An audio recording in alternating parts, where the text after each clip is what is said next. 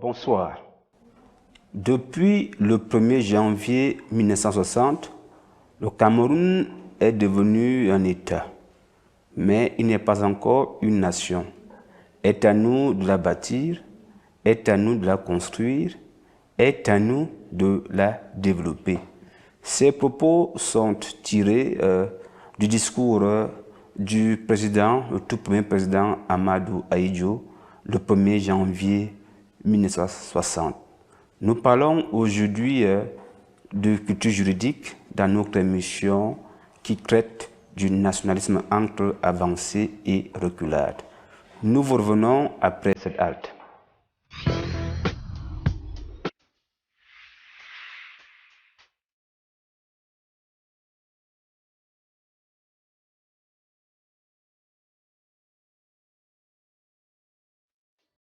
La fois dernière, le consultant M. Paul Mononga nous édifiait sur la personnalité de Oumniobé. Il est d'ailleurs remonté sur l'histoire en convoquant les nationalistes de première génération qu'il a eu à citer.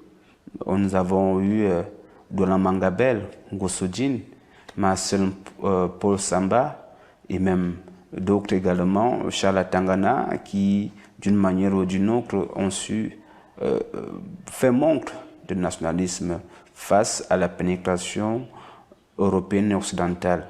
Et il a convoqué un relent de nationalisme qu'il a appelé de seconde génération, qui est né entre 1938 et juste après la Seconde Guerre mondiale. Ce mouvement était beaucoup plus conduit par l'UPC, par son secrétaire général, M. Ruben Oumniobé. Lorsque nous nous arrêtions à l'édition passée, le consultant était dans la dynamique de démontrer et de présenter la personnalité de M. Oumniobé. Nous étions donc au niveau des émeutes de mai 1955. Paul Mononga, rebonsoir.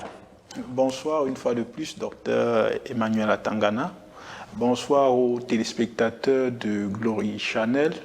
Bonsoir aux promoteurs et à toute l'équipe de production qui nous permet, une fois de plus, mais pas de trop, de nous exprimer sur cette prestigieuse chaîne. Alors, vous avez su tenir en haleine les téléspectateurs en convoquant justement la personnalité de M. Ruben Oumniobé. Nous sommes donc, lorsqu'on chutait, en mai 1955, alors l'UPC n'avait pas l'intention de prendre des armes. Qu'est-ce qui n'a donc pas marché, comme on peut dire au quartier? Qu'est-ce qui n'a pas marché pour qu'on puisse donc retrouver l'UPC interdite sur toute l'étendue du territoire national et par la suite l'UPC entré entre guillemets dans nos maquis? Ce qui n'a pas marché, comme vous le dites si bien, ou comme on peut le dire au quartier, c'est parce que l'UPC en réalité était à bout. À bout parce que, comme je l'ai dit précédemment dans la précédente émission, si je peux me permettre la tautologie, l'UPC n'a jamais eu l'intention de prendre les armes au Cameroun. L'idéologie de l'UPC reposait sur la non-violence. Et bien avant même la création de l'UPC, ces nationalistes, parce qu'ils avaient commencé à travailler sur le Cameroun depuis, et ils avaient convenu que le Cameroun devait être indépendant le 13 décembre 1956, parce que du 13 décembre 1946 au 13 décembre 1956, ils s'étaient donné une période de 10 ans. Et vous voyez donc qu'en 1955, on est presque en 1956, et l'UPC se rend certainement compte que l'indépendance est en train de les échapper. Du coup, certaines personnes qui n'ont pas la maturité et la culture d'Oumniobé ont décidé de passer à l'affront, c'est-à-dire d'affronter ces colons français qui bloquaient notre indépendance. Parce qu'il faut aussi poser la question, comment on fait pour arriver à ces mouvements où des gens vont prendre des fusils ou des armes traditionnelles? Certainement parce que ceux qui doivent nous donner l'indépendance sont refusés. Si je vous demande mon indépendance et que vous refusez de me la donner, c'est clair qu'à un moment, même si je suis l'esprit le plus pacifique, c'est clair qu'à un moment, je risque de me dire que peut-être la méthode que je suis en train d'utiliser n'est pas la bonne. Et vous voyez que c'est même peut-être à cause de ces émeutes et de ces actes de violence que la France s'est peut-être décidée de nous donner l'indépendance. Parce que ce que les gens aussi ne savent pas, c'est que le Cameroun a été le laboratoire de la France-Afrique. C'est le premier pays où on a expérimenté les méthodes de la France-Afrique. Alors, d'aucuns estiment quand même que l'UPC a péché par la méthode. La France voulait initier une indépendance progressive, mais l'UPC voulait une indépendance immédiate. Et d'aucuns convoquent justement la consécration de l'autonomie interne en 1956, c'est-à-dire quelques mois après les événements du 15 mai 1955.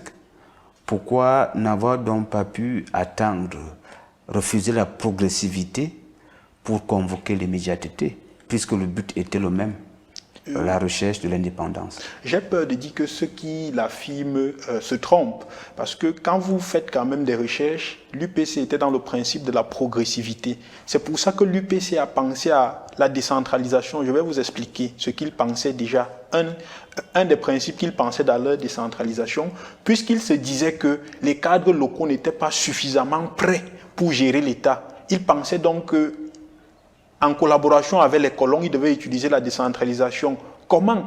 En injectant progressivement les cadres locaux au niveau du pouvoir à la base, et progressivement ils vont grandir avec ce pouvoir, et en 1956 ils seront aptes à gérer l'État et les colons pourront partir. Donc l'UPC même était dans un principe de progressivité, mais on a voulu nous faire croire qu'ils étaient dans un principe d'immédiateté. Vous savez que dans l'histoire il y a plusieurs faits historiques, mais ça c'est le fait historique que moi je connais et qui me semble le plus crédible que je vous raconte.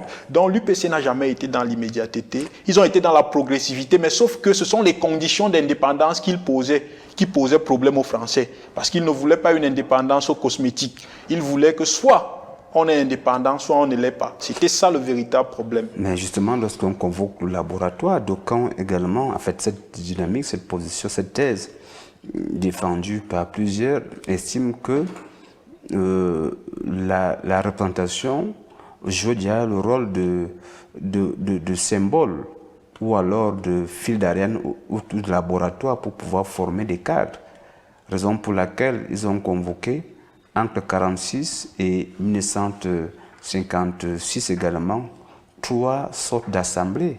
On est parti de l'assemblée territoriale à l'assemblée représentative pour atteindre l'assemblée législative. Et tous ceux qui ont été membres de ces assemblées sont devenus des acteurs politiques majeurs.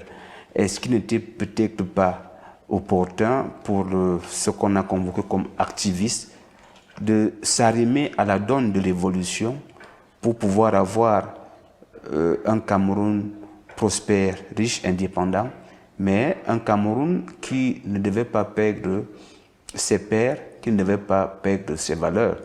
Un Cameroun qui n'avait pas besoin de perdre Oumniobé en 1958 ou encore moins d'autres qui ont suivi dans les années 60 et 71. Mais un Cameroun qui avait tout simplement besoin de ses enfants pour le vouloir vivre collectif. Nous sommes dans la dynamique de la consécration de la nation. Est-ce que la thèse défendue à l'opposé de la vôtre est la moindre ou la malvenue et la vôtre serait la meilleure? Moi, je pense que c'est la thèse des pères fondateurs qui est la meilleure, parce que jusqu'à aujourd'hui, on a les problèmes qu'ils voulaient résoudre. Aujourd'hui, on a une crise anglophone qui n'arrive pas à trouver solution. Or, justement, le projet d'indépendance ou le projet de l'UPC avait donc pour ambition qu'on n'ait pas la crise anglophone aujourd'hui en 2016, qu'on n'ait pas de problème de tribalisme aujourd'hui. Nous reviendrons, puisque quand on convoque justement la crise anglophone, on convoque aussi les nationalistes français qui partagent la langue anglaise comme étant la langue officielle, il faut le dire. Et au premier chef, nous avons dans les années 49, quand même le docteur Ndele, qui va m'expliquer un parti politique. Mais ce parti politique avait pour principe de demander l'autonomie de la partie anglophone du Nigeria pour être indépendante. Et que par la suite, ce parti politique lui-même va connaître une décadence avec l'avènement de l'idéologie menée par John Gufuncha, qui partageait plutôt une dynamique de pouvoir avoir un rattachement avec la partie française. Mais les deux vont fédérer, les deux vont créer ce qu'on appelle le KNDP, Cameroon People National Convention Congress, qui va poursuivre son idéologie, et cette idéologie va amener les hommes politiques camerounais de tous bords, francophones et francophones, à se retrouver aussi bien à Bamenda, à Boya qu'à Fumban pour définir l'État fédéral du Cameroun. Là, nous sommes en 61 déjà. C'est-à-dire on dépasse la dynamique d'un État qui a connu la dynamique de la perspective de construction d'un État qui a été quand même bâti avec des relents de contestation et des relents où on a pu mater la révolution par le sang. Et une autre construction, une autre dynamique où on voit les deux conceptions fédérées en projet. Ce projet qu'aurait souhaité voir Ruben Oumyobé, mais avant les indépendances, c'est ce que vous voulez dire. Donc, avant les indépendances, vous dites que Ruben Oumyobé et l'UPC avaient pour projet de société la réunification du Cameroun. D'abord, avant l'indépendance. Pourquoi?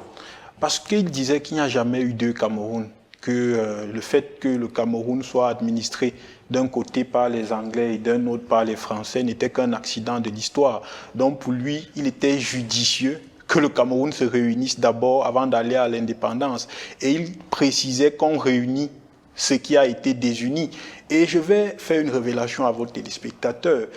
Les gens ne comprennent même pas quand je dis que c'est un piège qui avait été tendu à l'UPC. Beaucoup de gens ne savent pas que le premier drapeau du Cameroun, qui avait été présenté par le président, je crois, Ernest Ouandjé, lorsque les Nations Unies rendaient visite au Cameroun, était un drapeau rouge avec le crabe. Les gens ont toujours pensé que c'était la tenue du parti politique de l'UPC, que non, c'était le premier drapeau du Cameroun. Et qu'est-ce qu'il signifiait? Le rouge signifiait le sang que ceux qui ont lutté pour les indépendances ont versé. Et le crabe qui était dessiné signifiait que nous sommes un pays d'Afrique noire. Les gens qui y vivent sont des Noirs. C'est simplement ce que le drapeau camerounais voulait dire. Le rouge est resté, le sang est resté, le crabe a disparu, l'étoile est restée et le vert est apparu, le jaune aussi. Aujourd'hui, on parle de l'étoile qui symbolise la fédération, l'unité. Justement, vous comprenez donc que dans l'esprit de l'UPC, il ne devrait même pas avoir de fédération. Mais le crabe a ceci de particulier, c'est qu'il attire toujours ses congénères vers le bas. C'est une lecture qu'on peut en faire. Et je vais vous démontrer que c'est le projet de société de l'UPC. Pourquoi pas avoir choisi les crevettes? Pourquoi les crabes? Ça, je ne pourrais peut-être pas vous répondre parce que je n'étais pas présent. Puisqu'on sait que le Vouri, c'est l'arrivée des crevettes. Je n'étais pas présent quand il le faisait. Mais vous allez voir que notre président actuel, son Excellence, M. Paul Biya, s'est inspiré des UPCistes. C'est pour ça qu'au lieu, parce que la Constitution de 1996, par exemple, c'est un compromis entre un État fédéral et un État unitaire. Le président choisit donc la voie de la décentralisation. C'est pour dire que lui-même, il pense comme l'UPC. Parce que quand vous lisez même pour le libéralisme communautaire du président de la République, vous avez l'impression qu'il y a un brin d'UPCisme en lui. Non, on ne dit pas le concret, mais nous sommes dans la dynamique de la construction de la nation. Nous sommes encore en 61. On voit l'érection d'un État fédéral qui a ses institutions et ses organes. Mais dans une dynamique 66, érection d'un parti unique, l'UNC. Tous les partis s'agrègent. Pourquoi? Parce qu'il y a eu des remous de contestation et il fallait donc justement définir à cette période-là une nation une, avoir également un esprit commun. Mais vous avez convoqué deux conceptions de la nation qui, à notre sens, sont opposées entre 61, entre 55 et 76. C'est-à-dire le vouloir vivre ensemble, en harmonie, si on peut ajouter l'expression, et le lien de sang qui s'ajoute, qui aujourd'hui exalte peut-être les repris identitaires. Est-ce qu'on peut donc penser que le constitution ou les constitutions camerounais de 60 et 61 n'avaient pas su peser l'enjeu de vouloir construire une nation, un État-nation, à une période où il y avait encore des relents de repli identitaire qui nous rattrapent 55 ans, voire 60 ans plus tard. C'est vrai que vous posez une question...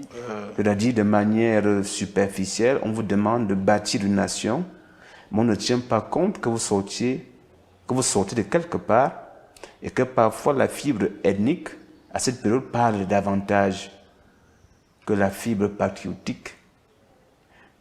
Alors, est-ce qu'en 55, on n'imposait pas le vouloir vivre collectif en harmonie, un vouloir vivre collectif que d'aucuns ne partageaient pas, mais ils étaient obligés d'accepter, tout simplement parce qu'ils évitaient beaucoup plus la répression? Non, on n'imposait pas. Bien au contraire, c'est même plutôt le politique qui est venu détruire le vouloir vivre ensemble au Cameroun. Je vous ai dit que vos téléspectateurs vont m'excuser parce qu'on ne peut pas parler de nationalisme sans parler d'Oumniobé. Il a écrit une lettre à André-Marie Mbida en 1957 où il parlait justement de ça. Il a adressé tout un courrier. À cette époque, André-Marie Mbida était Premier ministre où il lui disait, je vais paraphraser, exactement, camerounais. Il n'a pas fait 2 ans. Exactement. Où il lui disait exactement que le véritable problème, ce n'est pas les Camerounais. En réalité, quand vous observez bien, il y a du vivre ensemble.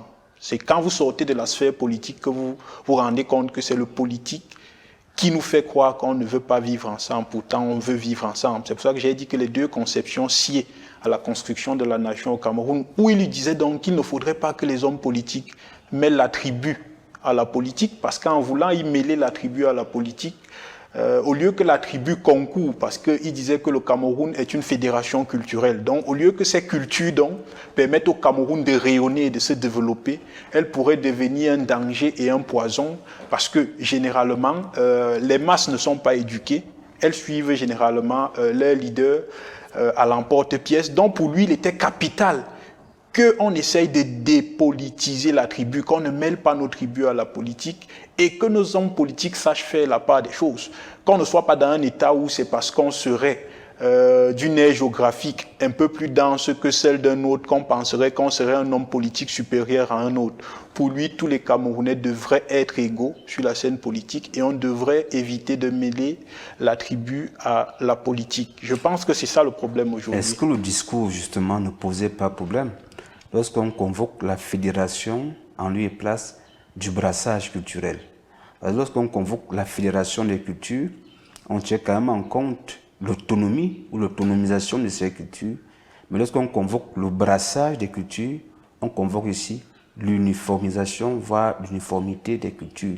Raison pour laquelle le président actuel que vous avez su convoquer va prendre la parole le 6 novembre 82 pour ramener à l'ordre justement les Camerounais en convoquant un certain nombre de mots qui se faisaient déjà voir. Vous aurez compris que la question était à dessein, parmi lesquels il a su convoquer ces mots le 6 novembre 82, la démagogie, le tribalisme, la corruption.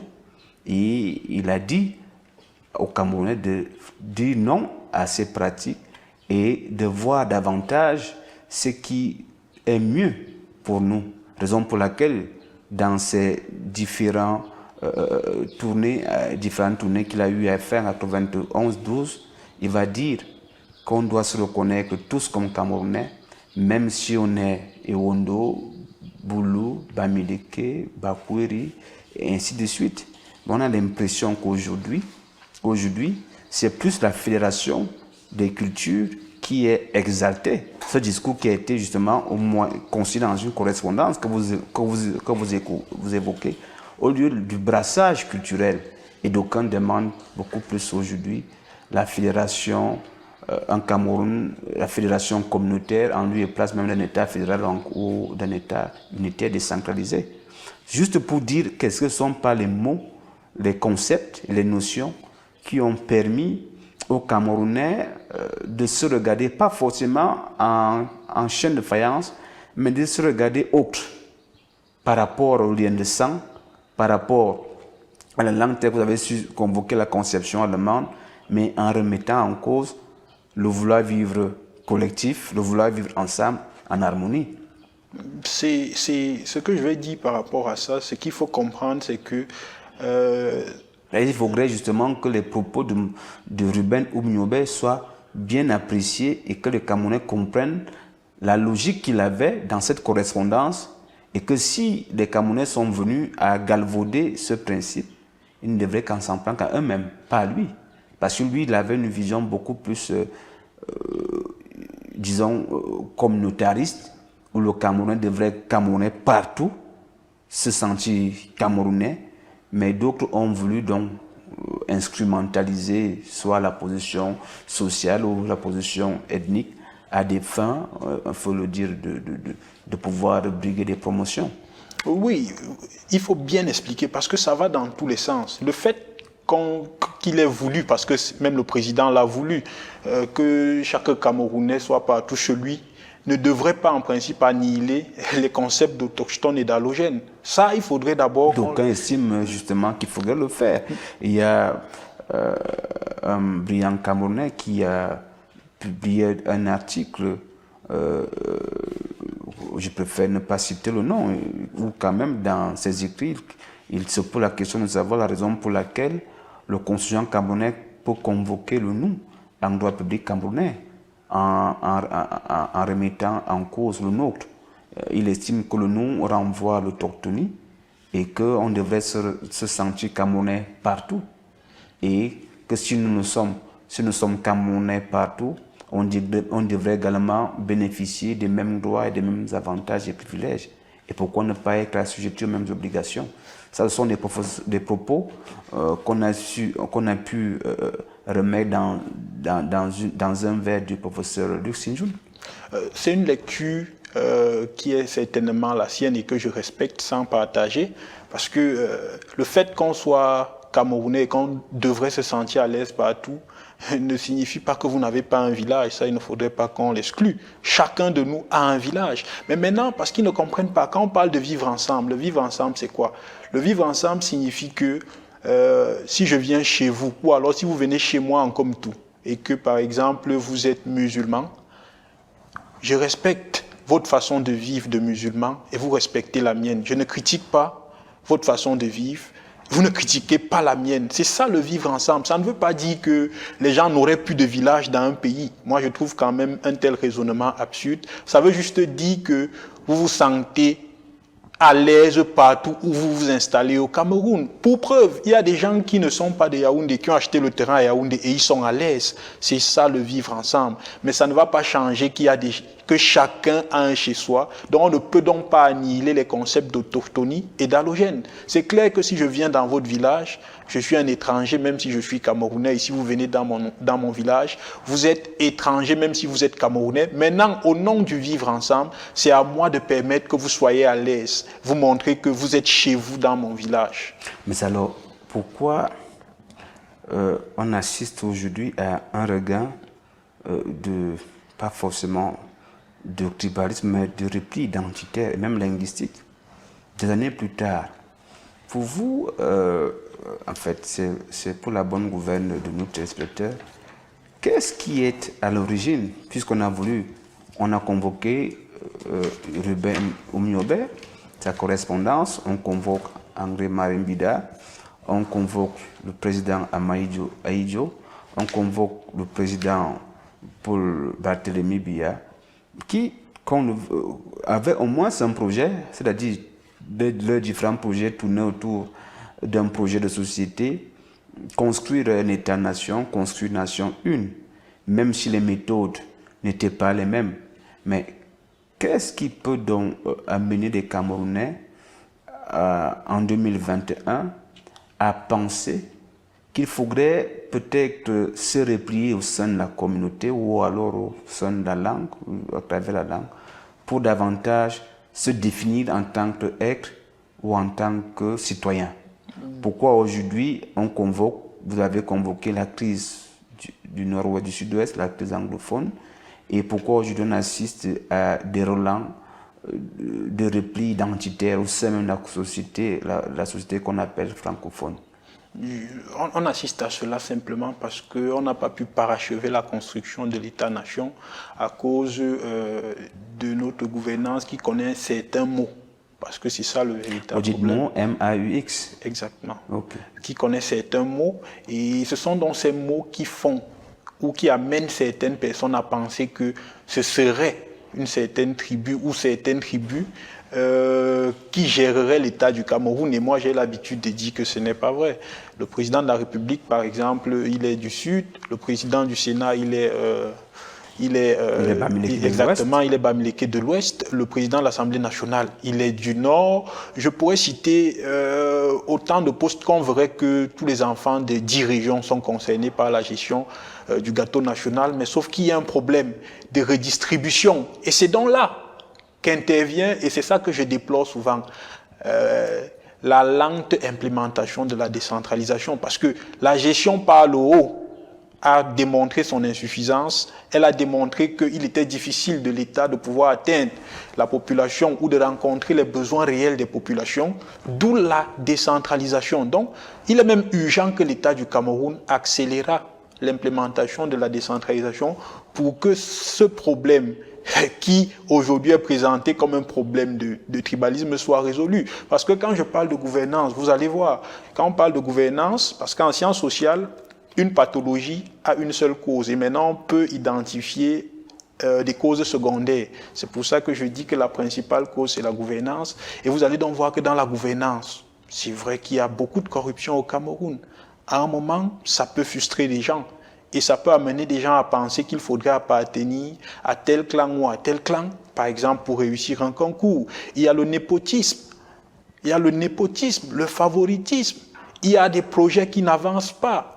Les jeunes n'arrivent pas à trouver le travail. Donc, il y a tout cet ensemble de frustrations et certains hommes politiques profitent donc de ces frustrations pour instrumentaliser leur tribu parce que ça leur permet d'avoir un certain électorat. Donc je pense et je sors de là en disant que la situation dans laquelle on se trouve est une situation de gouvernance et qui, à mon sens, nous ne sommes pas aussi aidés par les partis politiques. Vous savez, la mission d'un parti politique aussi, c'est de sensibiliser et d'éduquer les masses. Parce que les gens pensent qu'un parti politique, c'est seulement aller aux élections. Et si aujourd'hui, la société camerounaise n'est pas civilisée sur le plan politique, n'est pas éduquée, c'est parce que dans une certaine mesure, certains leaders des partis politiques ont démissionné. On ne voit aucune sortie musclée des leaders des partis politiques. Par exemple, quand le chef de l'État est insulté, on ne voit aucune sortie musclée des leaders des partis politiques quand des propos tribalistes sont tenus à l'encontre des gens. Donc je pense que c'est le non-parachèvement de la construction de l'État-nation qui trouve sa cause dans le problème de gouvernance ou alors la faillite systémique. Donc il faut revoir le système politique camerounais et la révision de ces systèmes politiques certainement va permettre que la gouvernance soit davantage efficace. On vous renvoie donc, chers téléspectateurs, au paragraphe 1er du préambule de la Constitution camerounaise. Le peuple camerounais, fier de sa diversité linguistique et culturelle, élément de son identité, affirme qu'il est une nation. Un élément de l'identité d'un peuple ne saurait remettre en cause l'identité du peuple. Donc, pour pouvoir justement définir l'identité du peuple camerounais, il faut une jonction d'efforts, efforts centrifuges et centripètes, diaspora, non-diaspora, résidents, non-résidents, dans une dynamique de construire une nation unie, prospère et surtout une nation où le vivre collectif en harmonie est exalté. C'était la raison de cette thématique qui a été beaucoup plus animée par Paul Monunga, qui nous disons merci de nous avoir honorés depuis près de 2 semaines aujourd'hui. Question pour nous également de saluer toute la charmante équipe qui nous a accompagnés depuis près de 2 semaines. Sorel qui assure l'onde technique, Berosa Pazo qui sera sur justement la définition de timing, Jeff Mvondo qui assure également le contrôle, Rodrigue Kwekam, le directeur, le superviseur de cette chaîne de télévision, Landry Somba, Tessama Bogué et Osva Bogué. Nous vous disons un bon week-end et à la semaine prochaine, si peut-être Dieu.